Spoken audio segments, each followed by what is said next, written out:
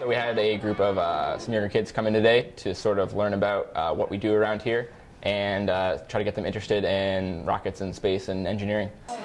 All right, well, welcome to Boston University. My name's Joe. I'm a student here.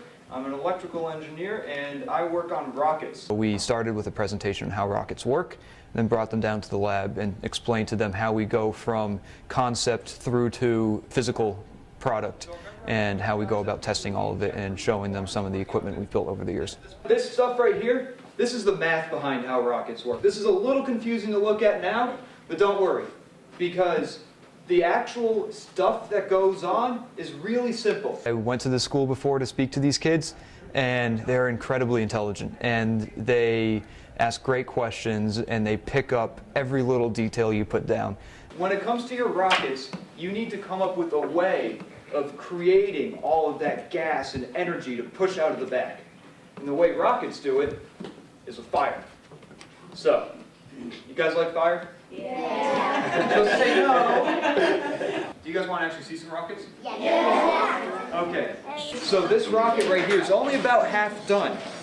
Once we're finished with it, it's going to be about 30 feet long. It's going to be about twice as long as like your parents' car. I found it to, really, kind of give me those memories from when I was a kid and, meeting people who were doing things that I thought were really cool and how that inspired me down the path I am taking today. And, I kind of wanted to give back to these kids that opportunity to, see firsthand just how cool this stuff is. These tanks are used to put the fuel for the rocket into the rocket itself. So we fill these up before we test with their fuel, and then it runs through these plumbing lines out through here and to the engine. And then those fuels come together and mix, and then when you light them on fire, that's what makes the engine ignite and fire. It's always good to get young people inspired and really interested in what we're doing. This is some really cool stuff, and if you can get into it when you're young, it's even better. There's a lot of cool projects you can get on, and it's really good to start developing those STEM skills early.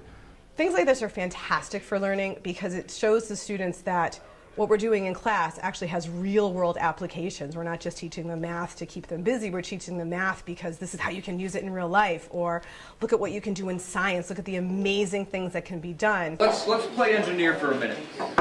So you've got your drawings that show you how things need to be built. Once you've done that, it's then time to put it all together and test it.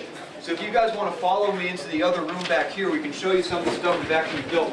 Have you guys learned about conductors in any of your science classes? So on these boards, all of these lines are little copper wires. Those are all the little conducting wires that carry electricity from one part of the board to the other. Any other questions? Yeah. What would the rocket travel on when you're bringing it to the desert? That's a very good question. The kids were really into it, more than I might expect from that age group, but they asked some great questions and they were totally involved. So it was really cool seeing that at a young age. I've heard that silver is the best conductor of electricity. Yep. Why don't you use silver in it to carry the electricity better? That's a good question. The computer boards were interesting, and how they stabilized the rocket without fins was probably my favorite part about it. And it's pretty cool that they're going off from the standard design and designing something new that's more aerodynamic and can fly faster and better and farther. It's kind of hopeful for who's going to take over the field once we get too old and can't do it anymore. So it's always good to see that. And in 10 years, 15 years, I might be working with those kids. So it's really exciting to see that from an early age.